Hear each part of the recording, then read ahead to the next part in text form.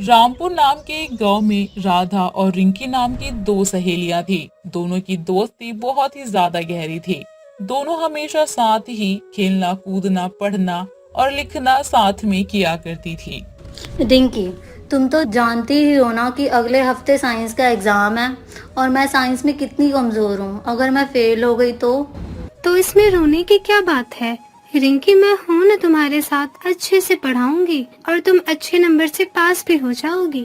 राधा दिन रात करके रिंकी को पढ़ाती है और फिर कुछ ही दिनों बाद दोनों का रिजल्ट आ जाता है और दोनों अच्छे नंबर से पास हो जाती हैं। Rinki, thank you Radha. अगर आज तुम नहीं होती तो मैं इतने अच्छे नंबर से पास ही नहीं हो पाती और मैं फेल हो जाती। तुम्हें पता है ना, मैं तुम्हारी दोस्त हूँ।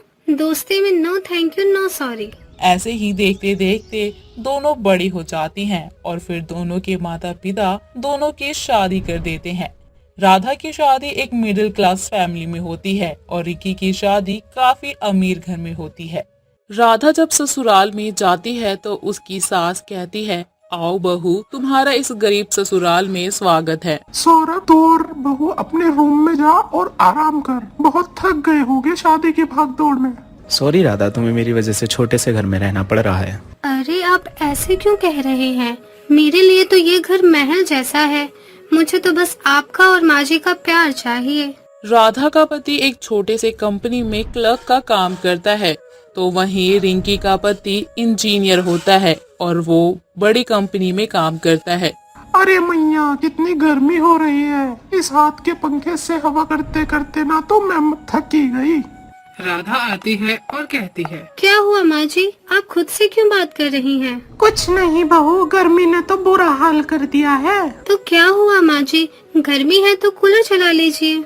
उस कूलर से अच्छा तो ये हाथ का पंखा है। ऐसे ही कुछ दिन बीत जाते हैं और एक दिन सौरभ आता है और परेशान होता है, तो उसके पिताजी पूछते हैं कि बेटा तू परेशान क्यों है? तो सौरभ कहता है, कुछ नहीं पिताजी, जिस कंपनी में मैं काम करता था वो कंपनी बंद हो गई है और मेरी नौकरी चली गई है। अब ये घर कैसे चलेगा और ऊपर से पिंकी की शादी भी करनी है। आप परेशान मत हो, ये सब कुछ ठीक हो जाएगा और आपको इससे अच्छी नौकरी मिल जाएगी।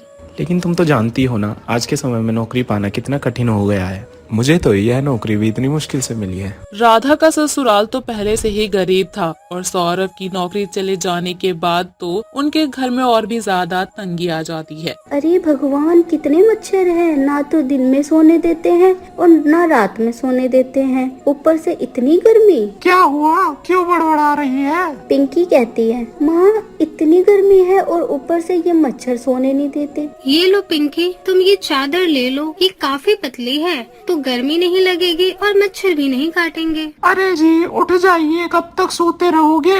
सूरज सर पर आ चढ़ा है। अरे क्या करूं, रात भर से बिल्कुल भी नहीं सो पाया हूँ। सो तो कोई भी नहीं पाया है, पर क्या ही कर सकते हैं। पुराने कूलर को ही ठीक करवा लेते हैं। आप तो जानते ही है ना, घर में वैसे ही पैसे की कितनी तंगी है और इस कूलर को ठीक करवाएंगे तो और भी ज्यादा पैसा लगेगा। और अब अमर भी पहले की तरह काम नहीं करता, बेचारे को पूरे दिन मजदूरी करनी पड़ती है, जिससे घर का पूरा खर्चा ही उठाना मुश्किल होता है। और दोनों बात कर ही रहे होते हैं कि वहीं पिंकी आती है और सारी बातें सुन लेती है। माँ और पापा, आपको ज्यादा परेशान होने की जरूरत नहीं है। मैंने सोच लिया है कि अब मैं भी बाहर जाकर काम करूंगी और पैसे कमाऊंगी। तो अभी छोटी है तो कैसे काम करेगी? लेकिन माँ, कब तक हम ऐसे गरीबी की जिंदगी जीते रहेंगे? पिंकी काम नहीं कर सकती तो मैं तो कर सकती हूँ ना माँ जी। मैं गांव के सारे लोगों के कपड़े सिल दिया करूँगी, जिससे कुछ तो पैसे आएंगे। अब सौरभ भी मजदूरी पूरे दिन करता है और राधा पूरे दिन सिलाई करती है। फिर दोनों के पैसे मिलाकर थोड़े थोड़े घर में पैसे आने लगते हैं, जिसके बाद दोनों अपना गुजारा करते हैं। रिंकी, राधा, तुम कैसी हो?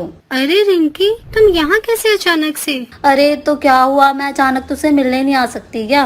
तुझे मेरी याद आती ही नहीं है? ऐसा नहीं है, घर के कामकाज से फुर्सत ही नहीं मिलती यार। अब क्या तू मुझे ऐसे ही बाहर खड़ी रखेगी या अंदर भी बुलाएगी? यार राधा, बहुत गर्मी लग रही है, कूलर चला दे। सॉरी यार, वो कूलर खराब हो गया तो इस वक्त चल नहीं सकता। रिंकी मन में सोचती है कि मुझे यहाँ आए हुए कुछ ही देर हुई है और गर्मी की वजह से मेरी इतनी गंदी हालत हो रही है। और वो मन में सोचती है कि मेरी सहेली और मेरा परिवार रोज इतनी गर्मी में बिना कूलर और एसी के कैसे रहते हैं। क्या सोच रही है रिंकी? कुछ नहीं, तुम बताओ, तुम कैसी हो और घर में सब कैसे हैं? सब ठीक है। नहीं, मुझे सच बताओ, तुम मुझे बहुत परेशान लग रही हो। फिर राधा बहुत ही ज्यादा इमोशनल हो जाती है और घर की सारी हालत बता देती है। तेरे साथ इतना कुछ हो गया और तूने मुझे कुछ भी नहीं बताया। मैं तुझे परेशान नहीं करना चाहती थी, इसीलिए मैंने तुझे कुछ नहीं बताया। चल कोई बात नहीं, मैं चलती हूँ, मुझे लेट हो रहा है, घर भी जाना है। इतना कहकर रिंकी वहाँ से चली जाती है और अगले ही दिन आती है। रिंकी, तूने तो कहा था अब हम बाद में मिलेंगे, और ये इतने बड़े बॉक्स के अंदर क्या है? राधा की बातें सुनकर राधा और रिंकी घर के अंदर जाते हैं और राधा घर के सभी लोगों को बुलाती है। अरे रिंकी बेटा, इतने बड़े बॉक्स के अंदर क्या है? रिंकी, अरे आंटी, आप खुद ही खोलिए, ये तो सरप्राइज है। राधा की सास बॉक्स खोलती है और देखते ही उस बॉक्स में एसी होता है। रिंकी कहती है, आंटी ये आप सब लोगों के लिए सरप्राइज है। जब मैं कल यहाँ थोड़ी देर के लिए आई थी तो मुझे इतनी गर्मी लगी, और आप लोग तो रोज इस घर में ही रहते हैं, बिना एसी कूलर के आप लोगों को कितनी गर्मी लगती होगी।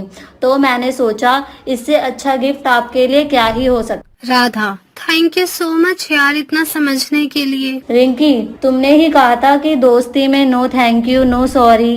राधा, तुम भूल सकती हो, मैं नहीं भूल सकती। तुमने अगर मुझे नहीं पढ़ाया होता तो मैं पास नहीं हो पाती।